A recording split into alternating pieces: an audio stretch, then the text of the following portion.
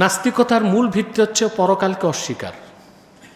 বর্তমানে যারা তথাকথিত প্রগতিশীল, আধুনিক, বিজ্ঞান মনস্ক, বাস্তববাদী, তাদের অনেকে পরকাল বিশ্বাস করে না। তারা মনে করে এটা আধুনিক চিন্তা, পরকাল বলে কিছু কিছু আছে, এগুলো বিশ্বাস করা মানদাত্ত আমলের চিন্তা। আমরা যদি কোরআন কারীম পড়ি, আমরা দেখতে পাই পরকালের অবিশ্বাসটাই সেকেলে মানদাত্ত পুরনো চিন্তা। পরকাল আছে, আল্লাহ আবার আমাদের সৃষ্টি করবেন, এটাই হচ্ছে আধুনিক চিন্তা। কোরআনের সাথে সুন্নাহর সাথে বিজ্ঞানের কোনো দ্বন্দ্ব নাই। আমাদের দেশে যারা নাস্তিক হয়, ব্লগার হয়, কোরআনও পড়ে না, বিজ্ঞানও পড়ে না, এই জন্য এরা নাস্তিক হয়। ইমানের নূর যার থাকবে, কোরআন হাদিসের দীক্ষা, সে যত বিজ্ঞান চর্চা করবে, সে দেখবে বিজ্ঞান প্রতিটা অধ্যায়তে কোরআনের সামনে মস্তক নত করতেছে। আর আল্লাহর কোরআনের প্রতি তার বিশ্বাস প্রগাঢ় থেকে প্রগাঢ় হয়ে যাবে। আল্লাহর সামনে মস্তক নত করে দিবে। সুবহানাল্লাহ। আল্লাহ সুবহানাহু ওয়া তাআলা কোরআনুল কারীমের মধ্যে ইরশাদ করেছেন, কাইফা তাকফুরুনা বিল্লাহ ওয়া কুনতুম আমওয়াতা।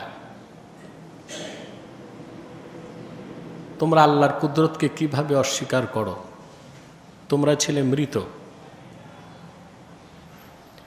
ফাআহইয়াকুম, আল্লাহ তাআলা তোমাদেরকে জীবিত করেছেন। সুম্মা ইউমীতুকুম, আবার তিনি তোমাদের মৃত্যু দিবেন। সুম্মা ইউহয়ীকুম, আবার তিনি জিন্দা করবেন। সুম্মা ইলাইহি তুরজাউন, অতঃপর তোমরা সব প্রত্যাবর্তিত হবে মহান আল্লাহর কাছে।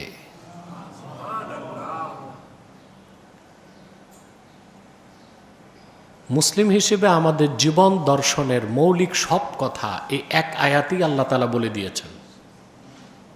সুবহানাল্লাহ। নাস্তিকদের মতো আমরা এটা বিশ্বাস করি না যে আমরা ন্যাচারাল সিলেক্টেড। নাস্তিক যারা বিবর্তনবাদী বিশ্বাসী, পরকালে অবিশ্বাসী, তাদের বিশ্বাস হচ্ছে মানুষ প্রকৃতির নির্বাচন। তাদের বিশ্বাস যে সব নিজে নিজে হয়েছে, নাউজুবিল্লাহ, আর যে মানুষ, জীবজন্তু, গাছপালা, নদী নালা সব প্রাকৃতিকভাবে এমনে এমনে হয়ে গেছে। এর চেয়ে অযৌক্তিক, অবৈজ্ঞানিক কথা আছে? কথা বলে। সেজন্য যারা নাস্তিক, পরকালে অবিশ্বাসী, তারা বলে মানুষ হচ্ছে ন্যাচারাল সিলেক্টেড, প্রাকৃতিক নির্বাচন।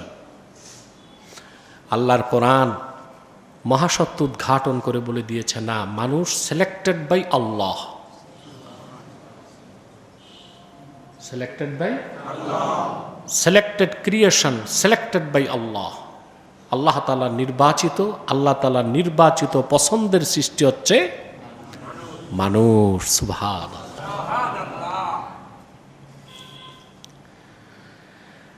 নাস্তিকতার মূল ভিত্তি হচ্ছে পরকালকে অস্বীকার। নাস্তিকতার মূল ভিত্তি কি? পরকালকে অস্বীকার। বর্তমানে যারা তথাকথিত প্রগতিশীল, আধুনিক, বিজ্ঞান মনস্ক, বাস্তববাদী, তাদের অনেকে পরকাল বিশ্বাস করে না। করে? তারা মনে করে এটা আধুনিক চিন্তা, পরকাল বলে কিছু কিছু আছে, এগুলো বিশ্বাস করা মানদাত্ত আমলের চিন্তা।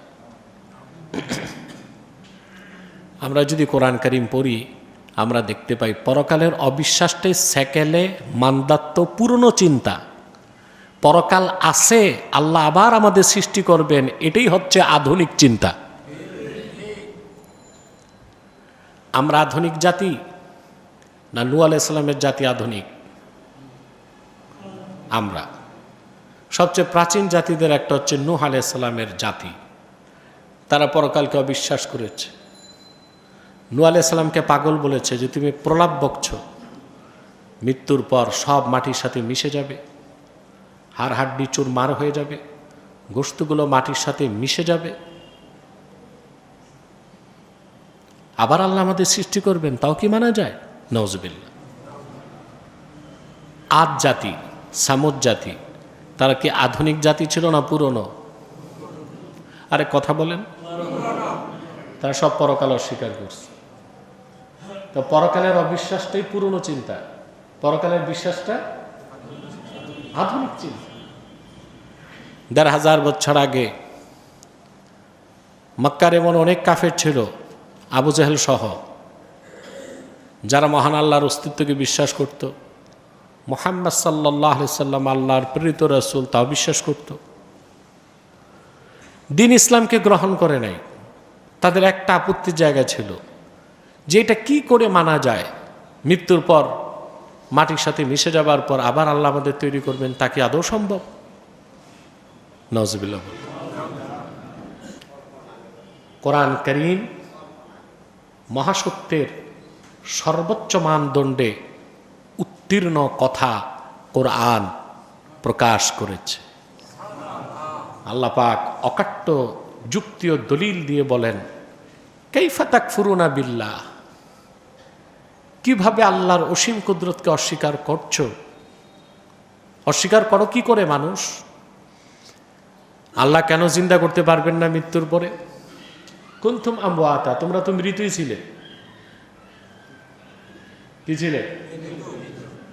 ফাআহইয়াকুম, আল্লাহ তোমাদেরকে জিন্দা করেছেন।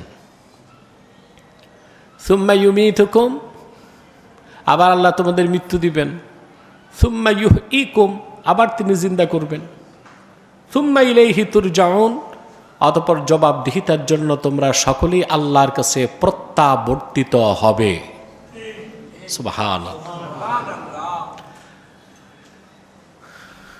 আল্লাহ তাআলার এই কথা অকাট্য দলিল পরকালের বিশ্বাসের পক্ষে। আল্লাহ তাআলা মৃত্যুর পর আবার জীবন দিবেন।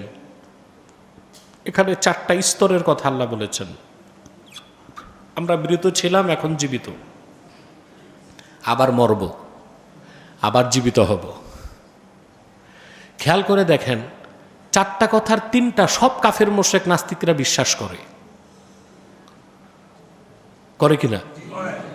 কারণ চোখে দেখতেছে মানুষ জড় থেকে, মৃত থেকে জীবিত হয়, আবার চোখের সামনে মৃত্যু হয় কিনা?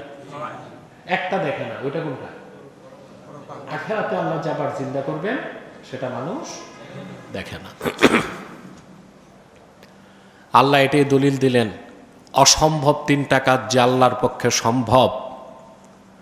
চতুর্থ কাজ, আবার মৃত্যুর পরে জিন্দা করা, সে আল্লাহর পক্ষে অসম্ভব না সম্ভব?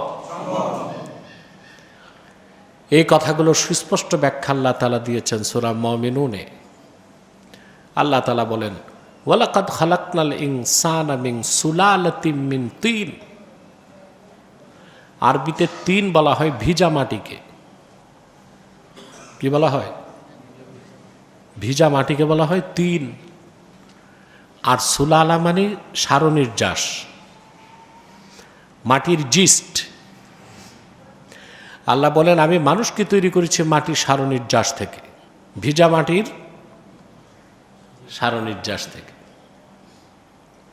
সুম্মা জাআলনাহু নুতফাতান ফি করারিম মাকিন, অতঃপর তাকে আমি স্থাপন করি মায়ের সুরক্ষিত আধার রেহেমে, সবচেয়ে প্রোটেক্টেড জোন মায়ের পেট, ঠিক কিনা? সুবহানাল্লাহ। মায়ের পেট কতটা প্রোটেক্টেড আপনি চিন্তা করতে পারবেন না। আল্লাহ তাআলা বলেন, সুম্মা জাআলনান নুতফাতা আলাকা, নির্ধারিত সময় আমি আবার এই রক্তপিণ্ডকে গোশতপিণ্ডে পরিণত করি। কে করেন? এই যে মাটি, জীবিত না মৃত? কথা বলেন। বীর্য, জোরে। তারপর আল্লাহ যে রক্তপিণ্ড বানায়, ওটা জীবিত না মৃত? আমরা ছিলাম মৃত। সুম্মা খালাকনাল আলাকাতা মুদগাহ, অতঃপর নির্ধারিত সময়ে আমি রক্তপিণ্ডকে গোশতে পরিণত করি। তারপর হাড় হাড্ডি দেই, ফাঁকা সাউনাল এজামা লাহমা, অতপর এর উপর গোশতের পোশাক আবরণ দিয়ে দেই। সুবহানাল্লাহ। সুম্মা আনশানাহু খালকান আখার, অতপর নবরূপে নতুন সৃষ্টিরূপে তাকে পৃথিবীতে পাঠিয়ে দিই। মাটি, তার থেকে বীর্য, তার থেকে রক্ত, তার থেকে গোশত। এই টোটাল প্রক্রিয়াকে বিজ্ঞান বলে জেনেটিক ইনফরমেশন, ভ্রূণ তত্ত্ব। কি? আপনি অবাক হয়ে যাবেন মুসলমান, এই কোরআন শরীফে ভ্রূণ তত্ত্বের ব্যাপারে ১৫০০ বছর আগে আল্লাহ যে তথ্য দিয়েছেন, আধুনিক বিজ্ঞানকে তা খুঁজে পেতে ১৪০০ বছর অপেক্ষা করতে হয়েছে। কত বছর? কানাডার একজন জুলজিস্ট, প্রাণীবিজ্ঞানী ছিলেন মিস্টার কিট মুর, খ্রিস্টান। সে আল্লাহর কোরআনের জেনেটিক ইনফরমেশন সূরা মুমিনুনের এই আয়াতগুলো দেখে সে স্বীকার করছে, আমি বিশ্বাস করি কোরআন আল্লাহ কর্তৃক প্রেরিত, আর মুহাম্মদ সাল্লাল্লাহু আলাইহি সাল্লাম আল্লাহর প্রেরিত রাসূল। সুবহানাল্লাহ। কোরআনের সাথে সুন্নাহর সাথে বিজ্ঞানের কোনো দ্বন্দ্ব নাই, সংঘর্ষ নাই, কোনো দ্বন্দ্ব নাই। ইমানের নূর যার থাকবে, কোরআন হাদিসের দীক্ষা, সে যত বিজ্ঞান চর্চা করবে সে দেখবে বিজ্ঞান প্রতিটা অধ্যায়তে কোরআনের সামনে মস্তক নত করতেছে, আর আল্লাহর কোরআনের প্রতি তার বিশ্বাস প্রগাঢ় থেকে প্রগাঢ় হয়ে যাবে, আল্লাহর সামনে মস্তক নত করে দিবে। সুবহানাল্লাহ। আমাদের দেশে যারা নাস্তিক হয়, ব্লগার হয়, এরা তো কোনোটাই পড়ে না, না কোরআন পড়ে না বিজ্ঞান পড়ে, কোরআনও পড়ে না বিজ্ঞানও পড়ে না, এই জন্য এরা নাস্তিক হয়। কি হয়? পরে কি? আরজ আলী মাতুব্বুরের বই। এই আরজ আলী মাতুব্বুর ছিল ক্লাস 6 পাস। কি পাস? তারপর সে স্বশিক্ষায় শিক্ষিত হয়ে এই বইগুলো লিখছে মানুষকে নাস্তিক বানাতে। এই বইগুলোর ব্যাপক বিক্রি ঢাকা বিশ্ববিদ্যালয়ে, কারণ এটা তো ঢাকা বিশ্ববিদ্যালয় হচ্ছে বুদ্ধিভিত্তিক প্রজনন ক্ষেত্র। তা আরজ আলী মাতবরের বইগুলো পড়ে মাথা পচায় দিচ্ছে। এই রমজানে আমার দাওয়াত ছিল টিএসসিতে, ইফতার মাহফিল। কেন্দ্রীয় মসজিদে আসর নামাজ পড়ে বের হয়ে দেখি এক লোকের হাতে আরজ আলী মাতব্বরের বই। আমি বললাম, কি ব্যাপার, মসজিদের সামনে বই কেন? কয় মানুষ কিনে। ধমক দিলাম, বই নিয়ে ভাগো। তো নাস্তিকরা কোরআনও পড়ে না বিজ্ঞানও পড়ে না, আরজ আলী মাতব্বরের বই, হুমায়ুন আজাদ, আহমদ শরীফ, তসলিমার মতো নষ্টা ভ্রষ্টা এইসব নারীদের ঠুনকো অপব্যাখ্যা যুক্তি তাদেরকে নাস্তিক বানায় দেয়। আর পশ্চিমা দুনিয়ায় যারা বিজ্ঞান চর্চা করে, তারা যখন কোরআনের কাছে আসে, আল্লাহর কোরআনের সামনে তাদের মস্তককে বিনয়ের সাথে নত করে দেয়। মিস্টার কিটমুর মুসলমান হয় না, কিন্তু ইসলাম যে সত্য মেনে নিস। সে বলেছে আল্লাহ যে জেনেটিক ইনফরমেশনের কথা বলেছেন মায়ের পেটে বীর্য থেকে, এটা যখন ভ্রূণ হয়, এটা এত ছোট যে এটা মাইক্রোস্কোপও দেখা যায় না। মাইক্রোস্কোপও